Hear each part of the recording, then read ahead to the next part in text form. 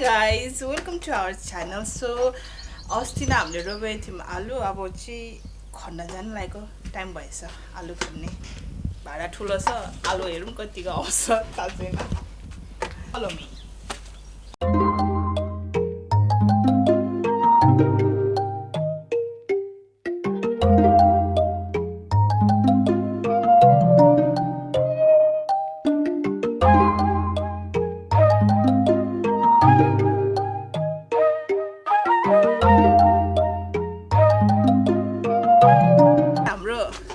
हाम्रो आलु रोपेछौँ एउटा बाटामा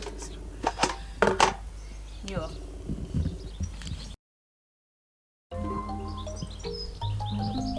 लसुन लिएर आउँछु ल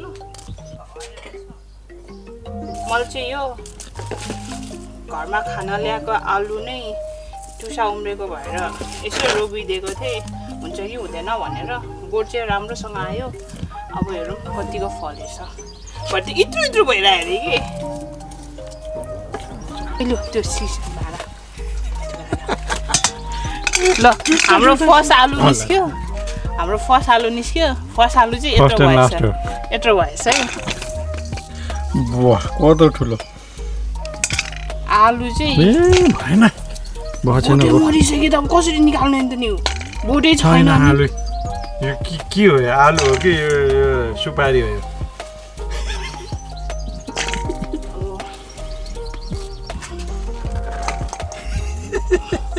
ए ठुलो भयो रहेछ है यहाँ चाहिँ यत्रो रहेछ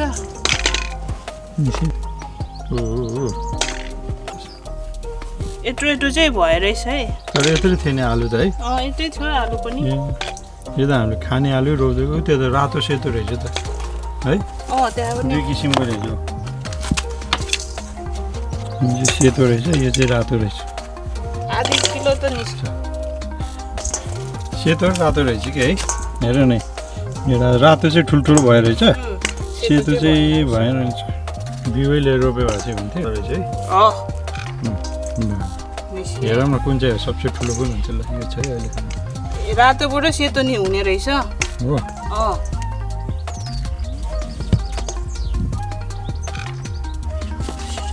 मेरो फर्स्ट टाइम एक्सपिरियन्स ब्याड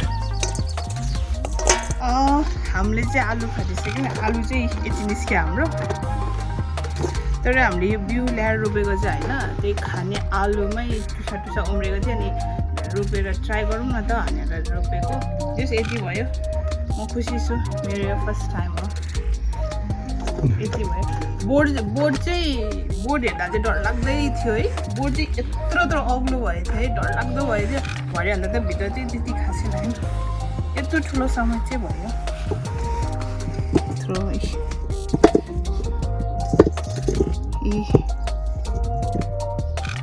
तपाईँहरू हेर्न सक्नुहुन्छ यो हाम्रो एप्पल चाहिँ यो चाहिँ 2 वर्ष भयो अनि फर्स्ट इयरमा चाहिँ फलेन केही पनि भएन अनि यो वर्ष चाहिँ सेकेन्ड इयर हो यसको सेकेन्ड इयरमा चाहिँ लागेको छ दाना यसो 8-9वटा लागेको छ दाना हेर्न सक्नुहुन्छ हाम्रो एप्पल उता माथि पनि छ एप्पल अनि यो अर्को हाम्रो सेकेन्ड एप्पल ट्री यो चाहिँ यसको फर्स्ट इयर हो यो चाहिँ यसको फर्स्ट इयर हो त्यो भएर यसमा चाहिँ यो इयरमा चाहिँ यसको फल लागेन फुल चाहिँ एकदम धेरै फुलेको थियो लाग्छ भन्ने हामीलाई आश थियो तर योपालि लागेन खोइ के भयो झऱ्यो योपालि सबै एउटा हाम्रो यहाँनिर तर त्यो चाहिँ मऱ्यो खै के भयो त्यो चाहिँ मऱ्यो हामीले रोपेको थियौँ दुईवटा ल्याएर रोपेको थियौँ एउटा यता साइडमा एउटा यताको साइडमा अनि यो मरेपछि चाहिँ हामीले त्यो अर्को ल्याएर रोपेको हो अरू त के पनि छैन यहाँ हाम्रो सनफ्लावर छ यसो एक दुईवटा ठाउँ रोपेको छौँ हामीले यो चाहिँ अब मलाई एकदम मन परेर ल्याएर रोपेको यो चाहिँ सानो खालको परेछ जस्तो लाग्यो मलाई यो चाहिँ अलिक सानो छ अर्को ठाउँमा यहाँ अनि यो राम्रो भएछ है यो राम्रो भएछ तर यो चाहिँ मैले तर यो पालि चाहिँ मैले रोग चाहेको जस्तो मैले भएको जस्तो चाहिँ भएको होइन रहेछ यो फ्लावर चाहिँ। यो चाहिँ सानोमै फुल्ने रहेछ। मेरो नेपालमा हामीले बारीमा रोपेको चाहिँ मेरो पापाले रोप्नु भएको चाहिँ एकदम अग्लो हुने, यत्रो ठुल्ठुलो अग्लो हुने, त्यसमा चाहिँ फुल पनि एकदम ठुल्ठुलो हुने। अनि त्यो चाहिँ तेल पेलेर खान मिल्ने सनफ्लावर ओइल थियो। यो पालि यो यहाँ चाहिँ मैले त्यस्तै सोचेर लिएर आएको, तर यो चाहिँ त्यस्तो परेन रहेछ। त्यही भएर हामीले थोरै मात्रै रोपेको। यहाँ फल्दैछ। यहाँनिर साग थियो, अहिले मैले यसको साग हटाएछु। अब यहाँ अर्कै अब केही रोप्छु, अब हेरौँ।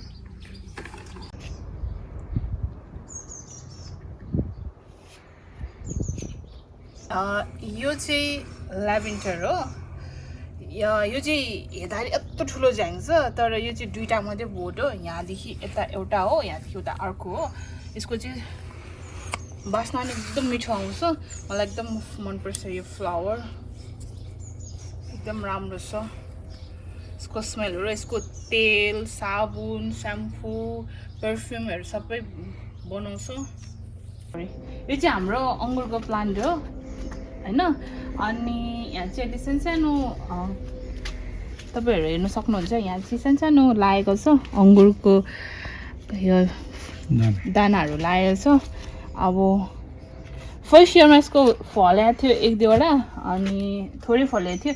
यो इयरमा चाहिँ अलिक धेरै नै लागेको छ।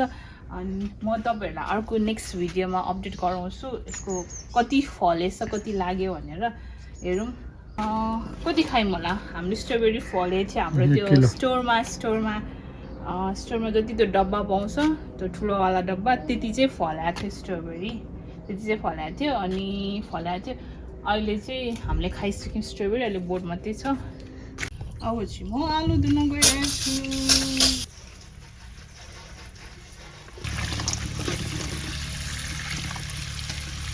हाम्रो चाहिँ अब आलु धोइदाइस भइसक्यो। अब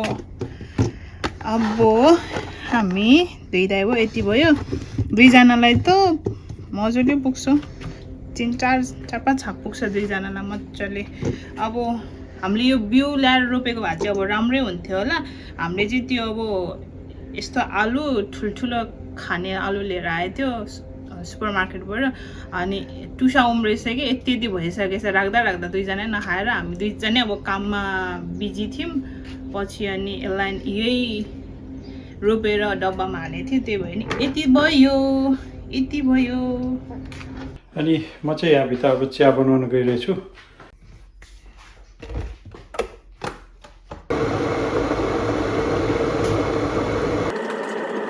आज चाहिँ हामी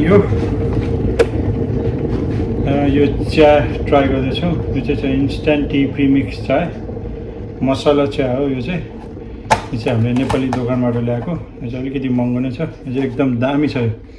मैले ट्राई गरिसकेको छु यो बनाएर। आज हामी खासमा चाहिँ यो एउटा प्याकेटको एउटा बनाउने हो, तर अलिकति दुध धेरै भयो हुन्छ भनेर हामीले चाहिँ एउटा प्याकेटको दुईवटा बनाएर